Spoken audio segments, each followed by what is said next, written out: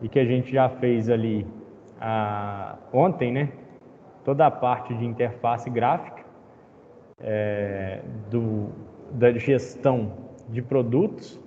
Além dessa parte de interface gráfica, a gente já criou aqui uma classe BIM para representar tanto um produto quanto uma coleção desses objetos aqui. E o que falta fazer é a gente construir a camada de classe que vai fazer a comunicação com o banco de dados, tá? Então, dentro do nosso projeto, que é o gestão de estoque e financeira, a gente vai procurar aqui pelo único pacote que ainda não tem nenhuma classe, que é o pacote DAO. DAO, como a gente já viu anteriormente, né? Já discutiu anteriormente, é o Data Access Object, ou objetos de acesso aos dados. Essas são as classes que vão fazer a comunicação diretamente com o banco de dados, tá? Então, a primeira classe que a gente vai criar aqui, utilizando ali o clique no botão novo, né, o botão direito em cima do pacote DAO, a gente vai em novo, classe Java, e a gente vai criar aqui uma classe chamada produto DAO, ou DAO maiúsculo, tá, pessoal? De Data Access Object, tá? E até mesmo para que a gente consiga diferenciar a classe produto DAO de produto BIM, tá?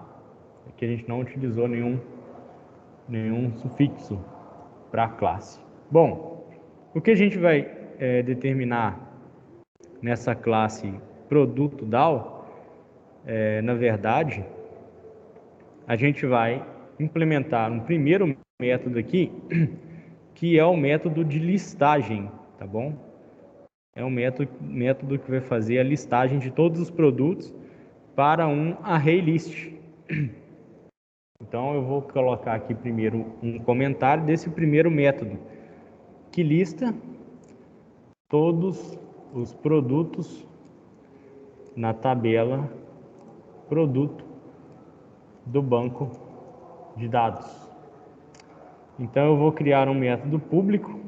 Esse método é público justamente para que classes de outros pacotes tenham acesso a ela, né? Essa classe, esse método, ele vai retornar uma coleção de objetos de produto, tá? Então a gente vai precisar utilizar a classe ArrayList do Java.util. Esse vai ser o tipo de retorno para chamada do método que a gente vai chamar de list. Então, a assinatura do método é basicamente essa. É um método de acesso público que vai retornar uma coleção de objetos que se chama list e não passa nenhum argumento na chamada. Bem, então, como a gente já declarou o retorno de um array list, a gente vai precisar inicialmente criar uma coleção de objetos dessa classe vazia, né? Então, coleção de objetos da classe produto. Essa coleção de objetos, então, vai ser um array list. Esse array list vai pertencer a uma classe, né? A gente vai criar uma coleção da classe produto, onde a gente pode criar várias instâncias de produto e embutir aqui no array list. Então, eu vou precisar fazer a importação da classe produto que está dentro do pacote BIM. Então, ele importa BIM.produto e vai fazer um array list de produtos chamado produtos, no plural, que receberá, né, a atribuição, ele vai receber um novo objeto da classe array list vazio, certo? E o ponto final, né, a gente vai implementar já aqui a linha final e depois vai implementar o meio, é o retorno, né? A gente vai retornar todos os produtos para o método que chamar, para o ponto que invocar o list. Então a gente vai fazer isso daqui, ó. Retorna a coleção de objetos. Ele dá um return na variável, aliás, no objeto produtos. E o que a gente faz entre a declaração do ArrayList vazio e o retorno desse ArrayList? A gente precisa fazer o preenchimento dele. Só que o preenchimento dele depende de uma conexão com o banco de dados, depende de um código SQL, que pode acarretar em uma falha de execução. Pode ser que o servidor de dados esteja fora do ar, pode ser que alguma falha de comunicação aconteça. Então a gente vai utilizar um bloco que busca, né, ele captura e trata exceções. Esse bloco, ele é chamado de bloco try-catch. Ele tenta executar um bloco de código e se ocorre alguma falha, ele recupera essa falha aqui e trata ela posteriormente, tá? E depois a gente vai fazer essa implementação para que ele não mostre essa linha de erro, tá bem? A primeira coisa que a gente faz para listar a coleção de objetos é efetuar a conexão com o banco de dados, né? Então a gente conecta com o banco de dados. Isso se faz por meio do objeto da classe conexão. Então, eu importo configs.conexão, eu vou chamar essa conexão de C, que vai receber um novo objeto da classe conexão. E para que a gente efetive de fato, né, a conexão com o banco de dados, eu chamo um método connect. E ele então vai manter ativo dentro de um atributo da classe uma conexão com o banco de dados. Depois então de conectado com o banco de dados, vou precisar criar um objeto que manipula sentenças SQL, tá? Então, objeto para manipular sentenças SQL, que é o que vocês estão vendo e vão continuar aí trabalhando com a Miriam, tá? Eu preciso criar um objeto da classe statement, tá? Statement, só vou ter que verificar a importação, porque ele busca ali uma série de outras classes que a gente vai precisar utilizar. Então a gente vai precisar importar o java.sql.statement, tá bom? Ele não está encontrando aqui por padrão, então eu vou ter que fazer isso manualmente. java.sql.statement. E aqui um objeto da classe statement que a gente vai chamar de ST. Pessoal, só um minutinho, tá bom?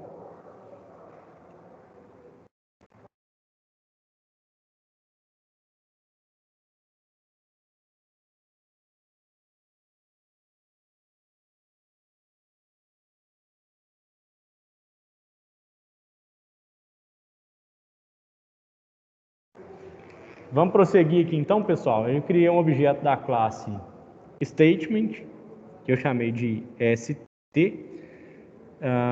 e essa instância de ST ela vai receber da conexão com o banco de dados uma permissão para executar o SQL. Então eu uso c.conexão, que é a conexão ativa com o banco de dados, .create statement, criador de sentença SQL, tá? Eu vou declarar aqui agora a consulta SQL que eu vou executar no banco de dados, tá? Então, declara sentença de listagem. E no SQL, né, a gente vai utilizar uma string chamada SQL que vai ser assim, ó, select asterisco from produto order by descrição. Vou executar esse comando aqui, pessoal, diretamente no banco de dados. Vou explicar para vocês por alto o que essa sentença faz. Ela basicamente vai listar todos os produtos da tabela de produto no banco de dados, ordenando a descrição em ordem crescente, tá? Ele vai mostrar ali que eu não tenho nenhuma, tá? Então o que eu vou fazer? Eu vou colocar produto 1, preço de custo 10, preço de venda 20, quantidade 5, tá? E vou pedir para ele mostrar aqui o SQL, porque eu também, assim que a gente concluir a aula aqui, eu já envio para vocês esse SQL aqui, tá bem? Vou cadastrar o produto 2.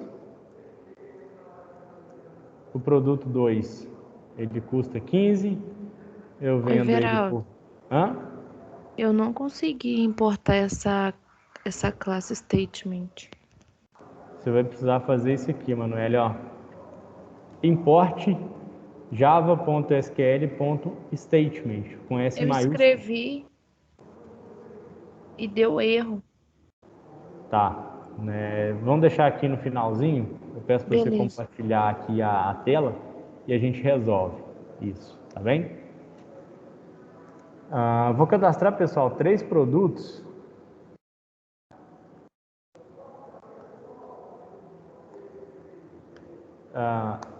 Vou executar esse código ali, depois eu mando para vocês, tá? Aliás, depois não. Eu já vou enviar para vocês todos os 2 comandos, ó. Quando a gente executa essa sentença, ele vai listar os produtos por ordem de descrição, tá bem? Então, tá aqui no chat já esses 2 comandos SQL, um para inserir e outro para fazer a listagem, tá? Seguindo aqui então, já que a gente comprovou que a nossa sentença SQL está ok, está funcionando, eu vou retornar esses dados para um result set. E a classe result set é uma classe que cria uma estrutura de dados flexível, intermediária, tá? Que ela busca os dados da tabela, mas armazena em uma estrutura chamada result set, sem definir muito bem ali qual é o objeto. E a gente vai precisar definir o objeto, passando ali os argumentos um por um. Então, retorna os dados para um result set. Eu vou utilizar result set. E aqui, ó, mesmo problema, pessoal. Eu não sei por qual motivo no Java 14 ele não está conseguindo encontrar. Então, eu vou ter que importar o java.sql.result set. Ali, Emanuele, quando eu começo a digitar aqui, ó, eu dou um Ctrl espaço e ele vai encontrar para mim, tá? Depois de declarado, então, que eu vou utilizar um result set, eu vou criar um objeto chamado result, e esse objeto result vai receber o objeto que executa sentenças no banco de dados, ponto, execute query. Ele vai rodar essa query no banco de dados. Essa query aqui, ó, essa sentença aqui. Então eu já tenho de maneira estruturada por tipo, basicamente, os resultados que vieram no banco de dados. E o que eu vou fazer é utilizar um laço de repetição para percorrer todos os resultados, criando objetos da classe produto. Então, Oi, Veraldo, só uma sim, pergunta. Esse result set, no caso, vai ser todos os dados que retornar do banco. isso. E ele vai colocar, por exemplo, a primeira coluna dessa forma aqui que ele vai retornar. Ó. Chama produto ID e é do tipo inteiro. A segunda chama descrição e é do tipo varchar. É basicamente isso que ele vai fazer. Tá bem? Todos os produtos. Agora eu vou fazer um laço de repetição, que vai ser o enquanto, né? Enquanto eu tiver dentro do objeto result um próximo registro. Então, sempre que tiver um próximo registro, o que a gente vai fazer é isso daqui, ó. Cria um objeto da classe produto. Dessa classe produto BIM, tá? Como que a gente faz isso então? Produto,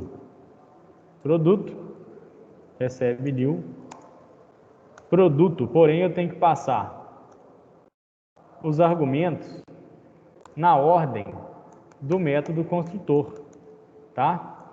E o que o método construtor diz pra gente aqui, ó? Produto ID, descrição, preço, custo, preço, venda e quantidade.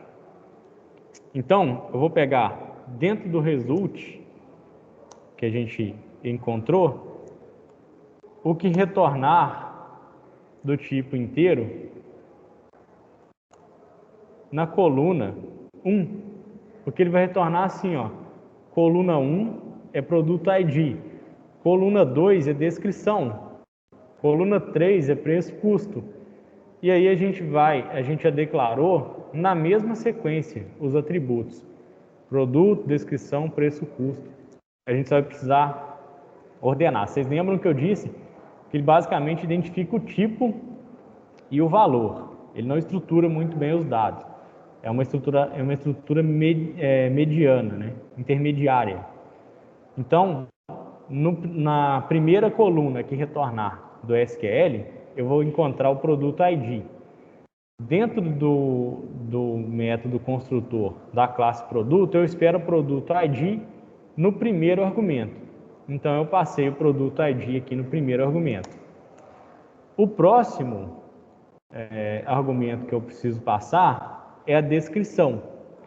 Quando a gente roda o SQL, a gente vê que a descrição está na segunda coluna. E é um varchar de 200, né? Aqui é um texto. Então, eu vou pegar dentro do result um get string. É um texto que vem lá do banco de dados. E ele vai vir na coluna 2. É a descrição que eu estou passando aqui para o método construtor de produto, tá? No terceiro argumento é o preço de custo. E na terceira coluna eu encontro o preço de custo. Só que ela é do tipo double, né? Então eu vou pegar do result.getDouble na coluna 3. E assim, pessoal, até terminar. O próximo é um double de preço de venda, que é o quarto argumento. A quarta coluna é um double, aliás, é um decimal, né, no banco de dados, que vai ser transformado em double, mas ele vem na quarta coluna. Então, result.getDouble na coluna 4. Por fim, ele espera a quantidade, é o quinto argumento. E na coluna 5, vem para mim a quantidade. Então, vai ser result.getInt na coluna 5. Então, nesse ponto aqui, ó, eu tenho um objeto da classe produto, com produto ID, descrição, preço, compra, preço, venda e quantidade. O que a gente faz depois de criado o objeto é incluir esse objeto aqui nessa coleção. Então, adiciona objeto à coleção, que é feito da seguinte forma, ó, produtos.add. Eu vou adicionar a essa coleção de produtos o objeto produto que eu acabei de criar, a cada linha que ele encontra na tabela produto lá no banco de dados. Quando ele terminar de fazer isso daqui, se não ocorrer nenhuma exceção, ele vai retornar os produtos. Mas eu posso encontrar aqui duas exceções, tá? Uma delas é a class not found exception, tá? Que, por exemplo, eu tentei fazer uma conexão com o banco de dados. Isso depende do driver JDBC, que está aqui, ó, dentro das bibliotecas, a gente já incluiu.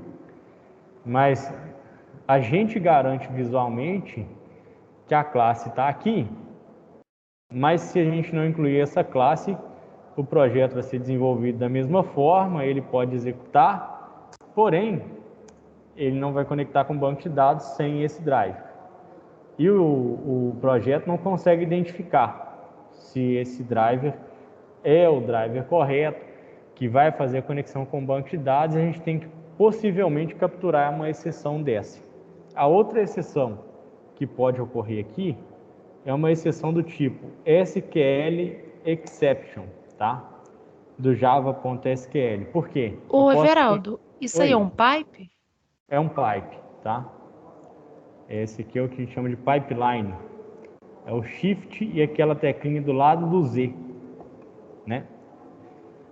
Aqui, ó, eu tô falando que isso aqui, ó, Emanuele, é praticamente um ou lógico, tá? Pode ocorrer uma exceção do tipo class not found e pode ocorrer uma exceção SQL exception. Em qualquer um dos casos, eu vou criar uma variável que vai capturar essa exceção chamada E, tá bom? E se ocorrer uma exceção, eu vou mostrar um JOption pane para o usuário para que ele tenha um feedback do que foi que aconteceu, tá? Então a gente vai utilizar aqui o JOption pane, .show message dialog. O primeiro argumento vai ser nulo e o segundo argumento vai ser .get message. Se for uma mensagem de erro de SQL, ele vai retornar. Se for uma mensagem de classe JDBC faltando, ele também vai tratar e vai retornar isso para o usuário. Verão. Sim. Teve que adicionar, importar alguma coisa nessa linha 45 Olha aí? só. Aqui, ó, eu vou pegar, pessoal, todas as importações que eu precisei fazer e estou enviando para vocês aí. Vejam se vai funcionar, tá bem? Tive que fazer todas essas importações aqui. O que a gente vai precisar fazer agora, pessoal, é listar, né, fazer o vínculo entre esse método list e essa tabela visual aqui. Concordam?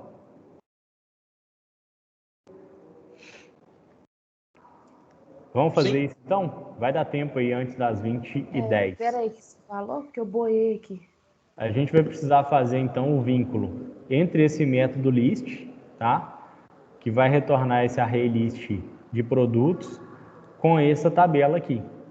E quando a gente executar o projeto, a gente vai linkar tudo. Interface com BIM, com DAO, com banco de dados e listar todos os produtos. Para isso está faltando uma etapa, tá? O que falta é a gente vir aqui no JF produto, a gente vai clicar no botão Source. Eu só vou tirar aqui alguns comentários, pessoal, porque isso acaba gerando aqui um desconforto visual, mas a gente já vai implementar agora o seguinte, ó. Primeira coisa que eu vou fazer, tá? Eu vou declarar um método que vai ser reutilizado. Inclusive, ele vai ser reutilizado em alguns outros métodos, tá?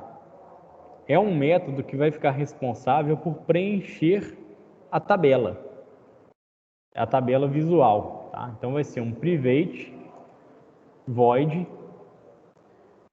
preencha tabela. É um método vazio, que não vai retornar nada, né? Que vai cumprir a sua função simplesmente de fazer esse link aí entre a interface e o banco de dados e listar os produtos para a tabela. A primeira coisa que a gente faz é manipular a tabela, né, essa tabela visual, no código-fonte.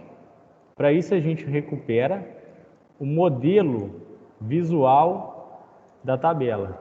Assim, a gente vai saber quantas colunas tem na tabela, qual é o tipo de informação que cada coluna espera, tá bom? E a gente vai conseguir preencher essa tabela lá. Mas para isso, a gente vai utilizar um objeto da classe defaultTableModel. DefaultTableModel do pacote javax.swing.table, que já fiz a importação, que a gente vai chamar esse objeto de model. O que a gente vai fazer é forçar um objeto visual a se tornar um objeto Java da classe defaultTableModel. Então a gente vai fazer um casting, isso aqui é um casting, isso aqui meio que uma forçação de barra, né? A gente vai transformar o objeto em um default table model e a gente vai se basear na TBL produto, que está lá na tela, né? A variável de tabela, .getModel. Então, recuperei o modelo visual da tabela. Próximo passo. Pode ser que a tabela já tenha sido preenchida e eu vou limpar, né, todas as linhas. Vou deixar ela sem nenhum registro na tabela. Então, model.setRowCount 0. Então, eu limpei todas as linhas da tabela. E a partir de agora eu vou listar todos os produtos, ó. A gente não tem um método que lista todos os produtos, eu vou aproveitar esse método agora. Mas para fazer isso, eu vou até reaproveitar essa declaração aqui, ó. ArrayList de produto chamado produtos recebe um novo ArrayList. Essa é uma variável de escopo local dentro do método list. E aqui no JF produto, ó, logo depois da declaração da classe, né? E antes do método construtor, eu vou declarar isso como um atributo de classe. Ele já vai fazer para mim aqui a sugestão de importar o bin produto e vai importar o ArrayList de uma vez, tá? E vou explicar por quê. Os produtos, eles precisam estar acessíveis em qualquer ponto do meu código aqui no Java. Porque eu preciso preencher a tabela, eu preciso identificar qual é o índice de um determinado produto. Então, ele vai ter uma característica aqui de variável global, tá? Então, eu importei aqui, eu fiz a declaração de um ArrayList de produtos. E o que a gente vai fazer agora é criar um objeto da classe produto DAO, tá? Para fazer o quê? Para fazer a listagem, né, de todos os produtos para um ArrayList. A gente vai criar um objeto da classe produto DAO.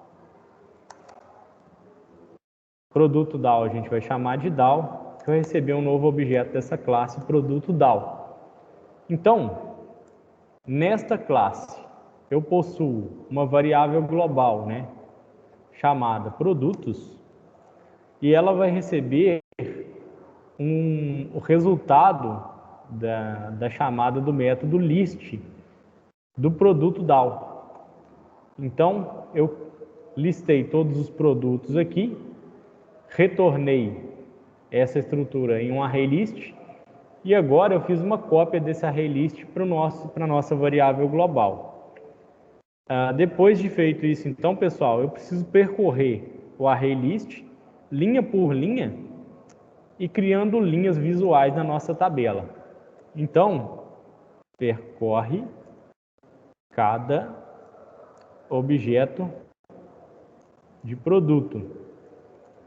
De que forma? Vou usar um laço de repetição for. Esse laço de repetição for vai ter uma variável de controle chamada i do tipo inteiro, inicializada em 0. Ela vai servir como base enquanto a variável i for menor que o tamanho do nosso ArrayList. Então, this.produtos.size. E aqui, o .size retorna um valor numérico.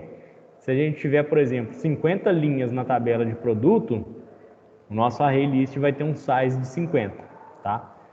Então, enquanto não atingir o fim ali do ArrayList, a variável i vai ser incrementada em mais um, tá? Então, aqui a gente garante que vai percorrer o ArrayList todo. E o que eu faço agora é incluir linha por linha na nossa tabela model. Então, eu vou utilizar model.addRow. É um método que faz a inclusão de uma nova linha na tabela. A inclusão de uma nova linha nessa tabela. Primeiro a gente zerou. Agora a gente está incluindo linha por linha. E esse método addRow, ele aceita como argumento um objeto, né, um vetor da classe string. Então, eu vou criar um novo objeto da classe string. Essa declaração é feita dessa forma, a gente vai abrir colchetes e fechar, depois vai abrir chaves. E aqui, ó, entre a abertura e o fechamento das chaves, a gente vai passando várias strings, uma depois da outra. A primeira delas vai ser o nome, né? A descrição do produto, porque aqui visualmente o que vai aparecer para o usuário na primeira coluna é a descrição. Então a gente vai utilizar, né, this.produtos, que é o array list que está guardando todos os produtos que vieram do banco de dados. Eu vou recuperar apenas um objeto lá. Por exemplo, eu tenho três objetos que vieram do banco de dados, eu vou recuperar apenas um. Só que eu vou recuperar do primeiro, depois do segundo, depois do terceiro, por isso a variável de controle i, tá? Então ele vai recuperar um objeto especificamente, isso daqui a gente vai repetir depois, ó. Esses objetos aqui, essa declaração recupera o objeto atual e eu vou recuperar primeiro a descrição por meio do método getDescrição, aqui da classe produto bin, aqui ó, método getDescrição. Depois então de recuperada e exibida a descrição, a gente vai mostrar o preço de custo, né? Então, get preço custo. Só que a gente vai ver que daqui a pouco isso vai dar problema, tá? Pelo seguinte, a gente está criando um vetor de strings. E aqui a gente está passando uma variável do tipo double. Então a gente precisa converter essa variável double em string. Isso se faz da seguinte forma, ó. Double.toString. Passo como argumento o preço de custo, tá? A gente também determinou que visualmente a gente vai separar a casa decimal por meio de vírgula e não por meio de ponto. Então eu vou utilizar aqui uma função de manipulação de string chamada replace, onde a gente vai procurar o ponto, que é o padrão do double, e vai mostrar vai mudar para vírgula, que é o padrão visual que a gente vai aceitar, tá? Depois, praticamente a mesma declaração para o preço de venda, tá? Preço venda vai ser recuperado e exibido na terceira coluna visual aqui da tabela. E por fim a gente vai recuperar a quantidade e mostrar na última coluna. Então a gente já sabe que vai precisar fazer uma conversão de integer, porque é um valor do tipo inteiro na classe .toString, e a gente vai exibir this.produtos.get, vai recuperar o objeto na posição i, .get. Primeiro ponto e depois vírgula ali, né? Aqui primeiro ponto e depois vírgula, porque a gente vai procurar um ponto na variável double e vai substituir ele por vírgula para ser exibido visualmente. Beleza. Então, pessoal, do que a gente fez aqui, a gente já tem um método que faz o preenchimento da tabela, mas ele não está sendo chamado em nenhum ponto, tá? A gente vai fazer a execução aqui, aliás, a chamada do preencha tabela no método construtor, né? Toda vez que eu exibir o formulário, né? Toda vez que eu executar aqui a aplicação, ele vai montar Oi, Geraldo. Sim. Desce só um pouquinho para mim ver, rapidinho, só para mim passar o olho no último. Sim. Top, obrigada. Então, no método construtor, que é o JF produto, a gente vai chamar nesta classe o método preencha tabela. Feito isso aqui, pessoal, se tudo tiver sido feito, então, e executado da maneira correta, o projeto vai ser executado e vai listar para a gente os produtos aí de maneira visual na tabela, tá? Eu já botei aqui para executar. Ele diz que não foi possível encontrar o driver de conexão com o banco de dados, o driver JDBC. Então, ele está indicando para mim que essa biblioteca aqui provavelmente está com algum problema. Alguém executou aí o projeto? Não, eu tenho que colocar o código do banco ainda. Tá Meu tá certo. faltando, meu tá com um errinho na parte do produto DAO, que eu acho que eu provavelmente esqueci de importar alguma coisa. Tá bem. Eu vou fazer o seguinte, ó. Eu só vou parar a gravação para já conseguir fazer o download.